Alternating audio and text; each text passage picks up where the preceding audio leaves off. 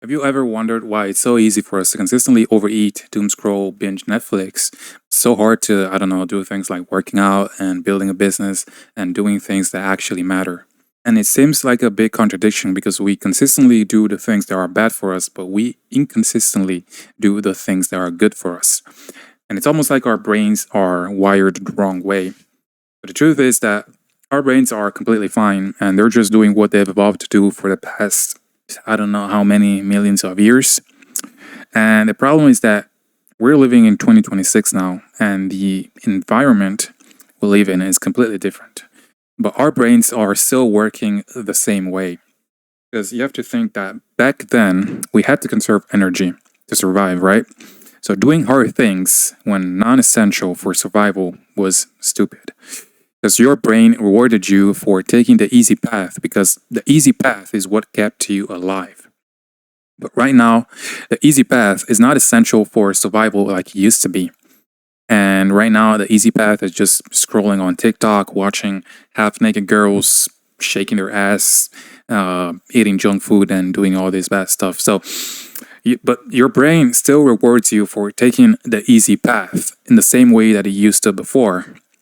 Meanwhile, the hard path, so doing things like working out, building a business, making I don't know, content, and doing all this stuff, gets punished. And you feel resistance because it's uncomfortable. And your brain interprets that discomfort as a signal to stop. So if you're inconsistent, it's not just because you're lazy or undisciplined.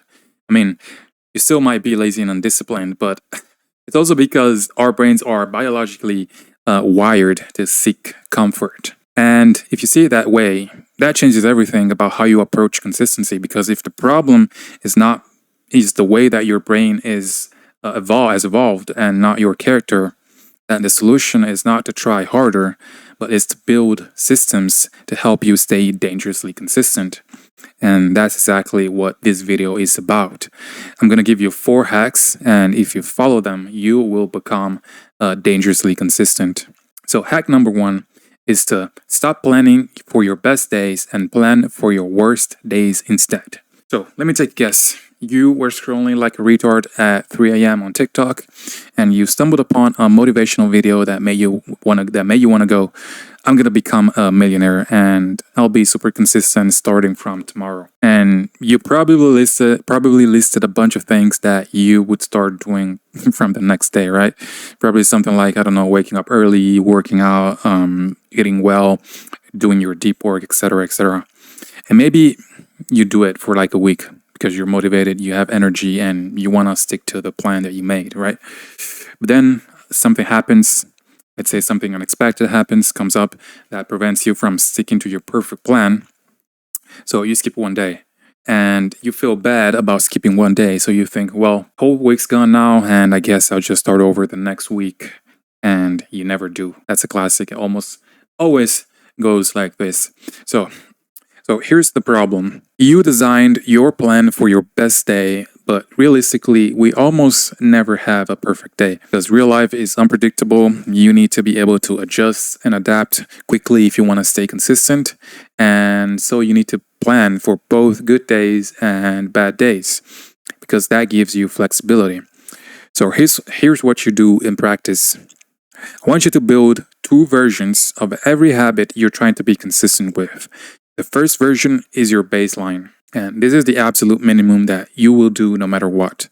No matter how tired you are, no matter how busy you are, no matter how bad the day is. This version has to be easy enough that you can do it without thinking. You have to remove as much friction as possible. The second version is your stretch. So this is what you do on your normal best days when you have the energy, the time, and the focus to go all in. But let me give you an example.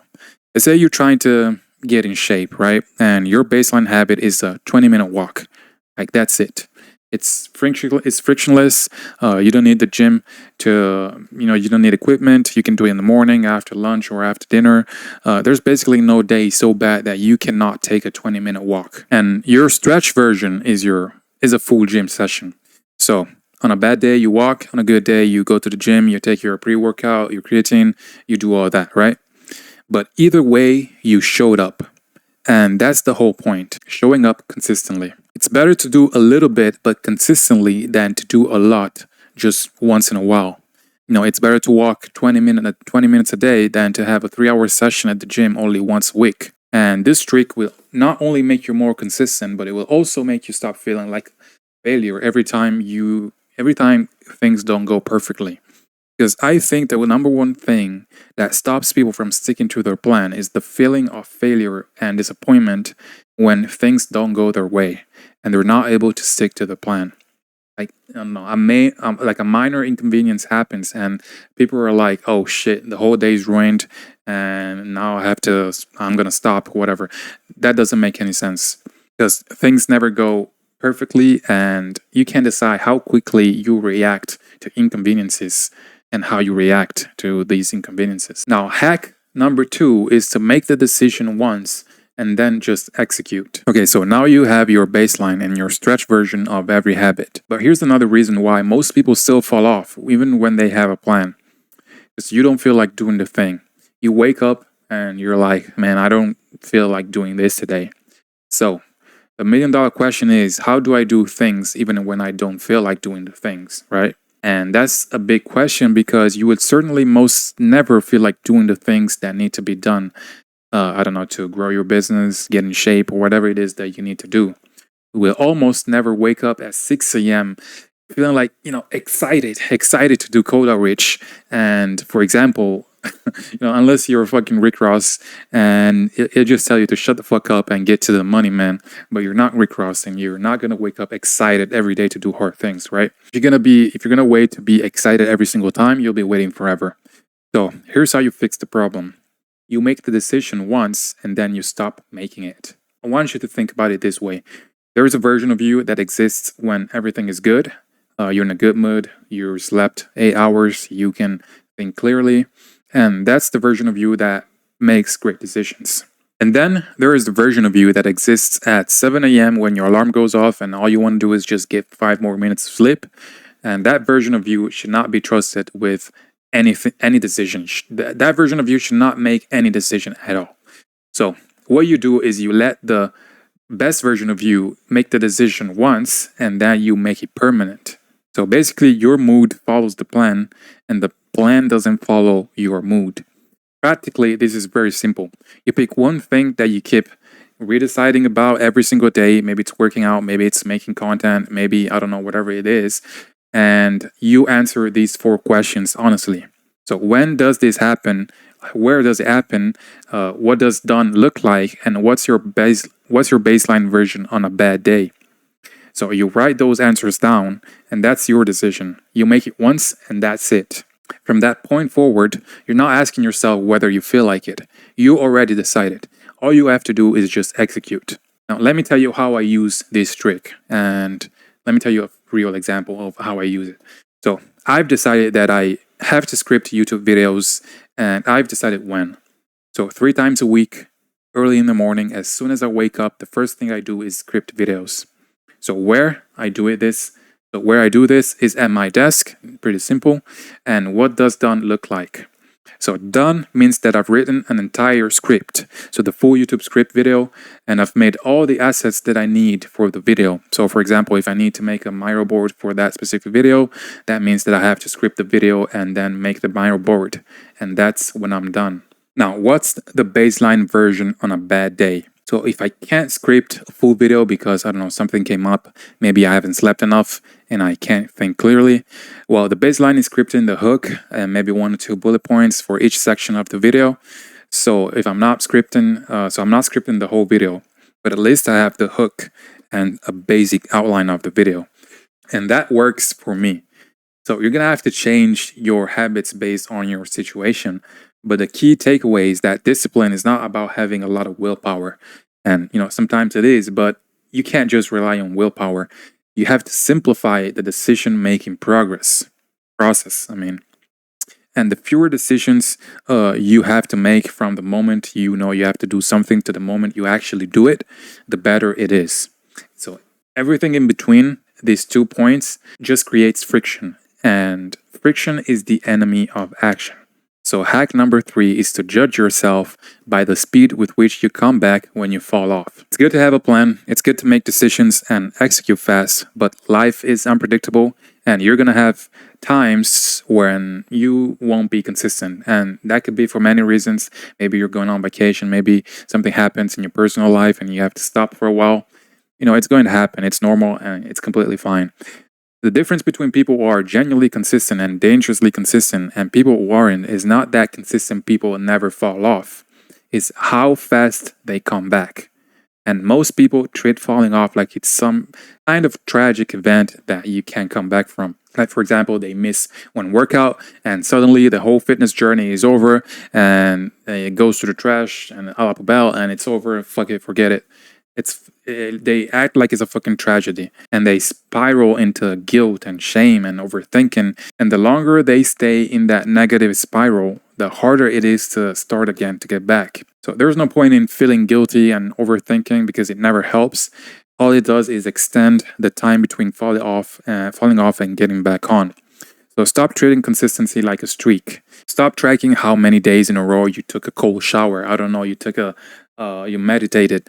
Instead, start paying attention to how fast you come back when you fall off and judge yourself by that speed. Because that's the only metric that actually matters. And I've made this mistake so many times in my life that it's actually embarrassing, but it's fine because now I've learned. And it took a while, but I did learn. And I've started so many streaks in my life that I can't even remember, and I lost all of them.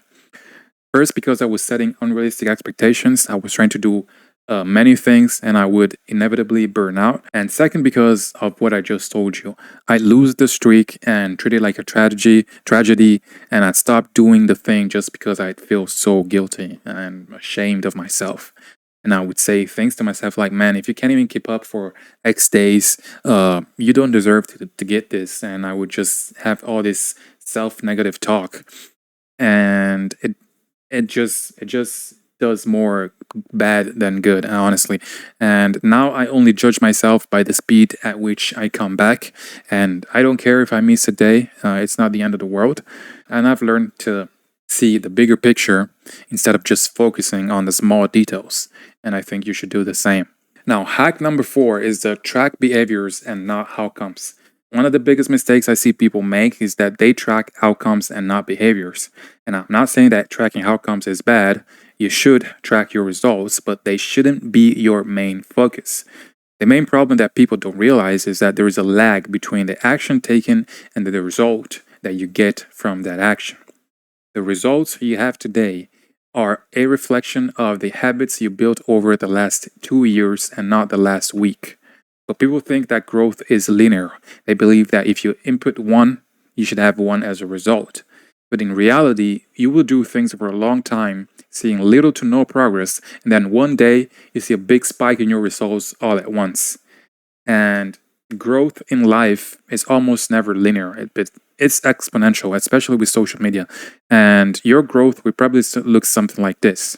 You do the work for a while and you see no progress, and then you keep doing the work, you see no progress, and then one day, almost magically, everything falls into place. But it's not magic, it's the result of consistent action. But if you focus only on the outcome, and if you think that if you input 1, you should get 1 as a result, you will never see the bigger picture and you will never be consistent. So instead of tracking the outcome, track the behavior. Are you showing up consistently? Because if you are, the outcome will come, inevitably. And most people overestimate what they can do in a week and massively underestimate what they can do in 2 years of consistent work and consistent daily action. One of the best ways to stay consistent and see real progress to look back at what you did last week and write it down on a piece of paper. And ask yourself, am I taking consistent action towards my goal? Am I showing up consistently? Did I accept that some days I will work harder than others, but that my overall consistency will bring me closer to my goal? And be honest with yourself. There is no point in lying to yourself. You might feel better in the moment, but you're hurting your future self. So these are my best hacks that will make you dangerously consistent. Don't let this be another video where you agree with what I'm saying and you just nod along, but you never take action. You need to implement these hacks today, right now, if you want to see the results. So yeah, that's it for this video. Thanks for watching, and I'll see you in the next one.